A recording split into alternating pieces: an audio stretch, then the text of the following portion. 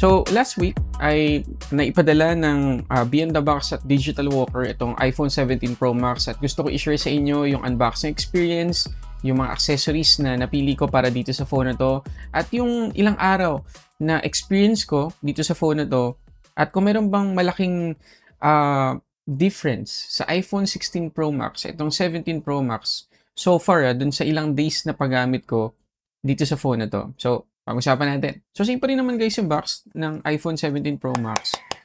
Compared dun sa 16 Pro Max last year, kulay puti pa rin, kita pa rin sa harap yung kulay ng iPhone, ganun pa rin kanipis.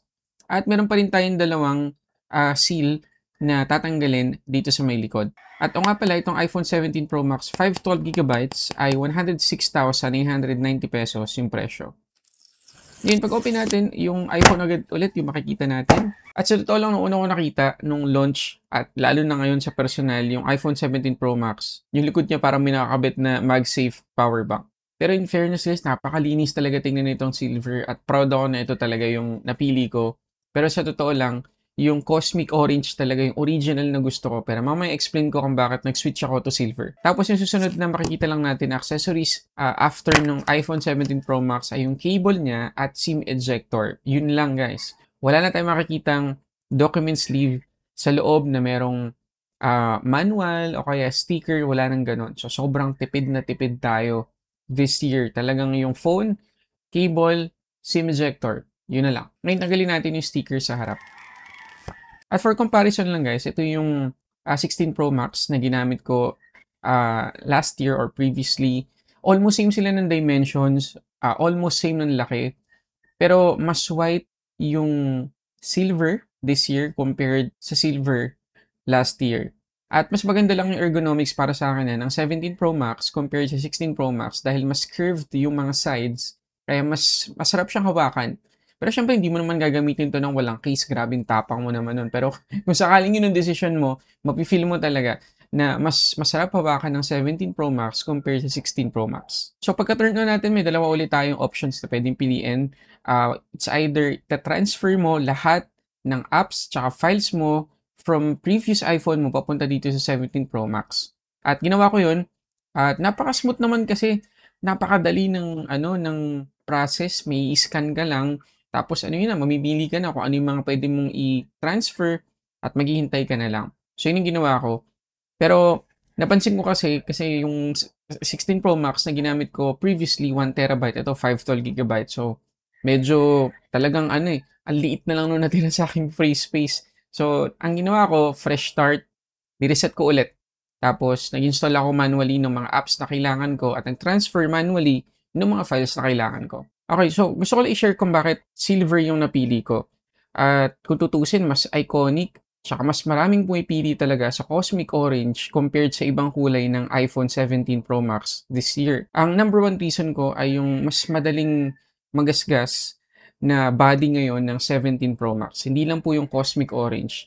Mas obvious lang talaga sa Cosmic Orange at saka dun sa blue yung gasgas. Kasi pag nagasgas yung likod ng iPhone 17 Pro Max, puti. At least ito, may pagka-white na talaga, napakalapit na sa white ng kulay. So kapag nagasgas, parang hindi ganun ko-obvious compared dun sa dalawang kulay ng 17 Pro Max. At ang isa pa sa reason ko kung bakit silver yung napili ko, meron pa ako nabalitaan lately na yung Cosmic Orange, kapag daw palaging nabibilad sa araw, parang nag-discolor siya. So mas nawawala yung pagka-orange niya, papunta na siya sa pagka-pink. Parang ganun. Ang daming nag-report din na ganun. Hindi naman natin gagamitin talaga yung iPhone 17 Pro Max. Karamihan sa atin nang walang case, lalo outdoor. So, medyo malayo naman na mangyari yon kung tutuusin. Pero at least meron pa rin mga nag-report kasi. So, para mawala lang yung yung paranoia ko na papangit agad yung itsura ng iPhone ko, nag-silver na lang ako. Mabuti na lang nahabol yung pag-change ko ng kulay. So, maraming salamat sa staff ng Digital Walker sa pag-assist sa akin. So, pakita ko sa inyo guys yung cases na napili ko para dito sa 17 Pro Max. So, yung una kong nabili kasi nga, sa totoo lang, last year kasi dun sa 16 Pro Max saka dun sa 15 Pro na pinadala ng Beyond the Box din, meron ng kasamang case nung pinadala sa akin, yung Momax na accessories. Yun kasi yung freebies dun sa mga previous launch dito sa Philippines. So ngayon, wala silang naipadalang accessory, hinintay ko, kaya yung murang case muna, yung binili ko habang naghihintay. So ito yung dumating, ayan, oh. Okey naman siya kaya lang, ewan ko medyo off sa'kin yung pagkaputi, medyo nagsisi nga ako na white yung pinili ko na, case dito sa Shandy, mas maganda sana kung itim. So kung bibili kayo nito, highly recommend ko itim yung piliin niyo kaysa itong puti. Pero opinyon ko lang naman yun, baka kasi mas okey din sa inyo yung puti. Medyo off lang sa'kin yung pagkaputi, parang ito yung pinakamaputing case na nagamit ko sa lahat ng phone na na-review ko. So medyo off sa'kin. So ilang araw ko lang ginamit ta's bumili ako ng bago. At yan ay itong, Spigen na, ano bang tawag dito, MagFit, Classic C1 na case. Ayan siya. Ganda guys. Alam niyo ang tagal ko ng gustong mabili 'tong case na 'to. Mula pa nung na-launch, parang 15 Pro Max ata sila nag-start ng ganitong style. Kung hindi ako nagkakamali, paki-correct na lang ako sa comment section. Na para siyang, ah, iMac Power G4 na PC. So ang classic niya, nostalgic yung style. Tapos may pagka-transparent. Pero hindi siya transparent may pagka-transparent lang yung kulay dito sa likod. So, pakita ko sa inyo. Binili ko lang sa box kasi nagamit ko naman ito agad-agad. Siyempre, excited. So, ang presyo pala nito sa Spigen, flagship store sa Lazada, ay flat 3,000 pesos. Yun ang pagkakaalala ko Pero sa physical store namin ito nabili para makapagsukat ako. Mas okay pala talaga pag physical store ng Spigen kasi pwede kang magsukat kahit ilang case yung gusto mong isukat. Hindi kagaya sa online talagang mag-i-imagine ka lang, 'di ba? Or magtitingin dun sa reviews kung meron mang picture. So at least sa physical store, make sure mo na yun talaga yung gusto mo. Ito yung itsura niya. Pakita ko sa inyo.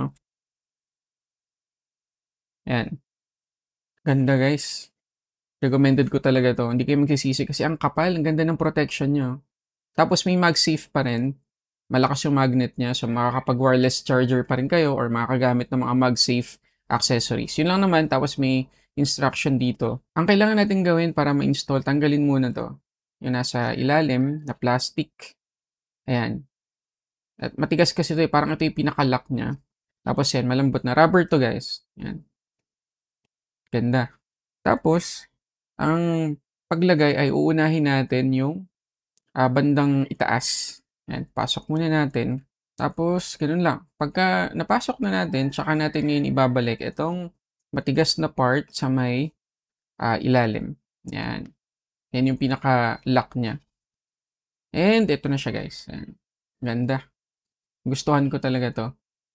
Ayan, may added protection siya talaga sa lahat ng sides. And syempre, yung primary reason ko, napaka-nostalgic niya. Ayan, ganda. Okay, so yan yung napili kong daily case or primary na case ko para dito sa 17 Pro Max. At pagdating naman sa tempered, kagaya ng palagi kong sinasabi, ang default palagi na brand ng tempered glass na binibili ko ay yung Smart Devil. Kaya lang, ang tagal dumating. Yun yung problema ko talaga sa brand na yan. Ang tagal dumating.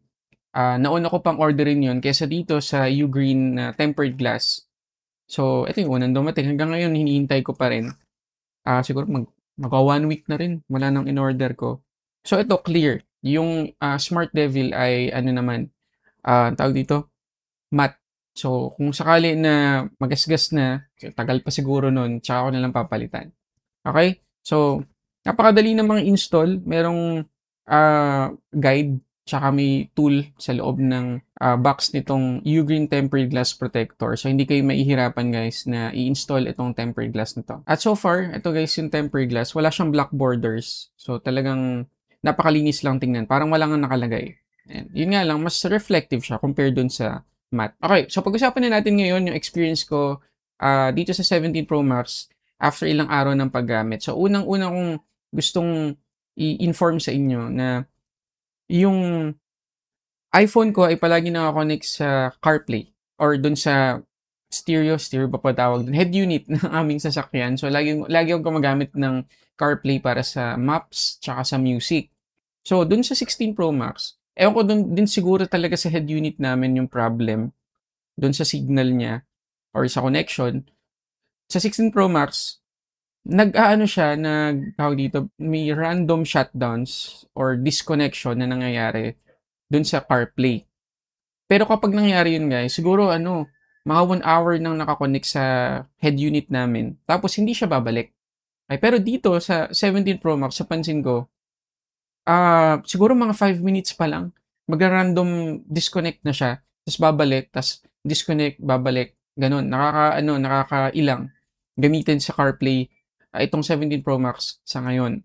Pero malamang sa head unit namin 'yon or sa iOS, baka may bug sa iOS. So, 'yun lang, gusto ko lang i-share sa inyo. Ang isa pa sa pinaka-obvious na nakita ko dito sa 17 Pro Max ay yung performance. So, isipin nyo 16 Pro Max, yung gamit ko previously, pero napansin ko talaga na mas snappy yung ah, performance ng 17 Pro Max compared sa 16 Pro Max. Pero hindi ibig sabihin guys na nire-recommend ko na mag-upgrade kayo from 16 Pro Max to 17 Pro Max. Pero syempre, decision nyo pa rin yan.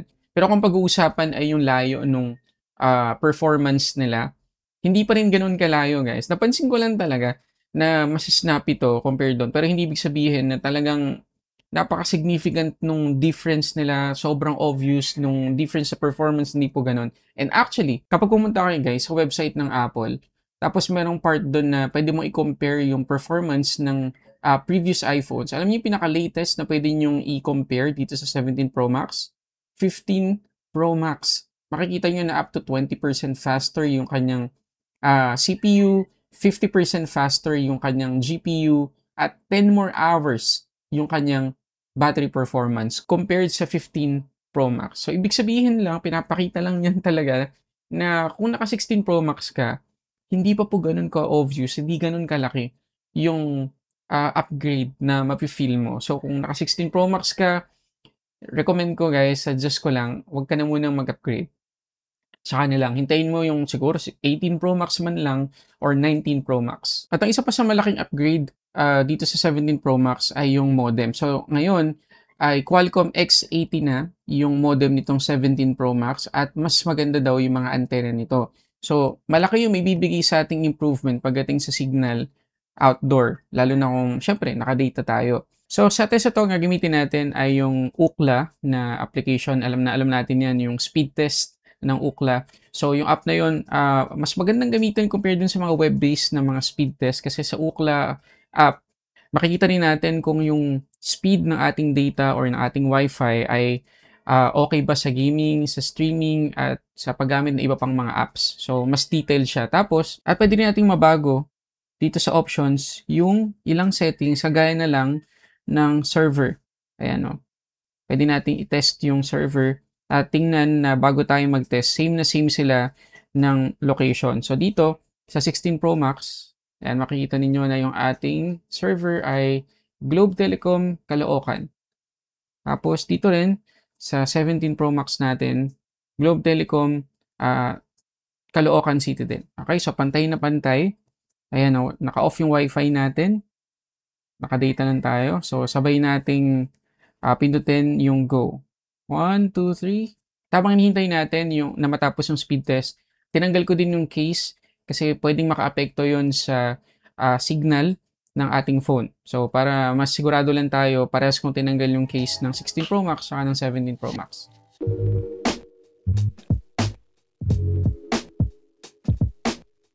Okay, medyo weird lang yung nakuha nating result. So, dito sa 16 Pro Max, makikita ninyo, 219 Mbps yung ating download speed at 10.6 naman yung ating upload.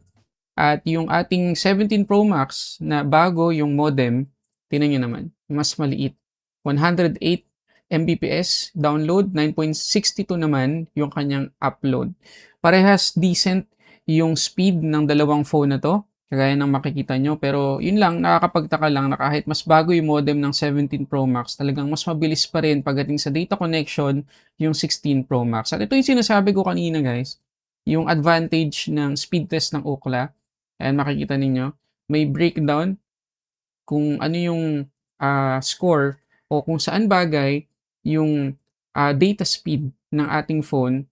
Depende kung anong app at scenario yung papatakbuhin natin dito sa phone. So for example, pwede sa web browsing, naka 4-star or 5-star tayo, sa gaming, sa media consumption or sa panonood ng video, at marami pang iba.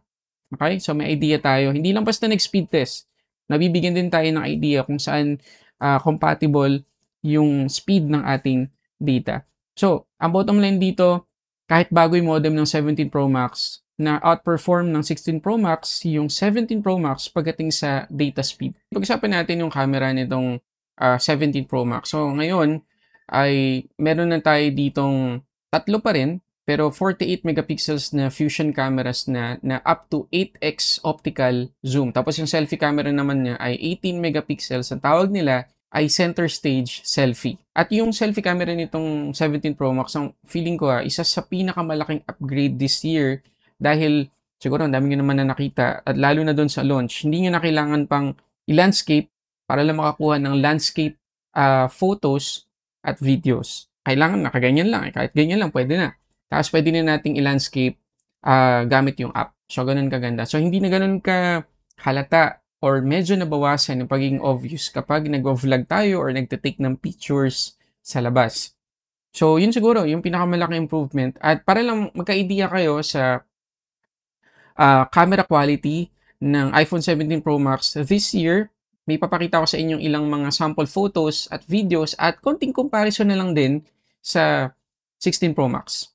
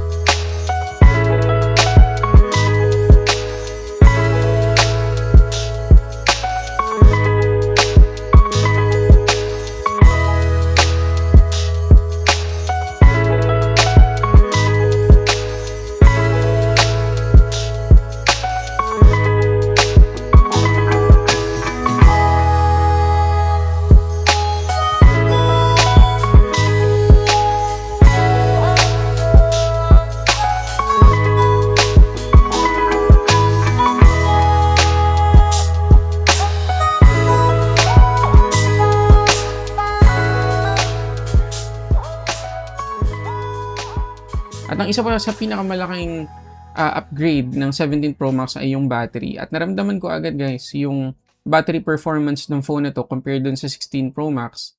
Hindi naman ganun kalaki pero meron talagang mararamdaman. Siguro sa buong araw, nag-start ako ng paggamit dito. Mga 8 a.m. or 7 a.m. naka 100%.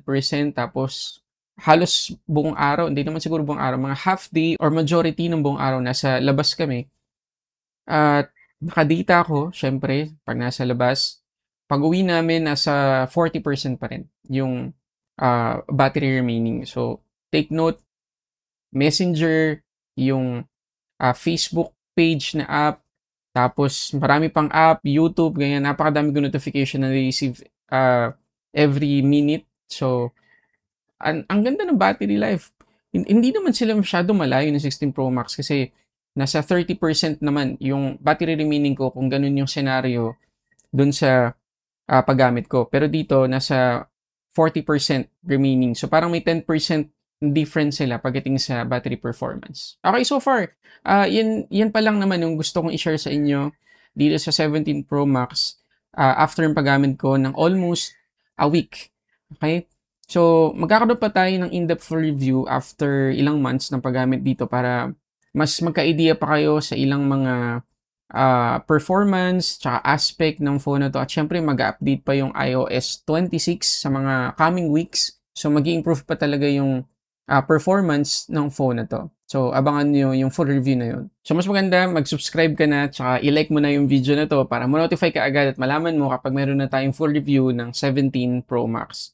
At if ever gusto mong makabili ng iPhone 17 Pro Max, please, doon kayo bumili sa mapagkakatiwalaan na seller, which is Digital Walker at saka Beyond the Box. So, punta lang kayo sa kahit anong branch, meron silang available at kung pipili kayo ng kulay, silver ang marirecommend ko.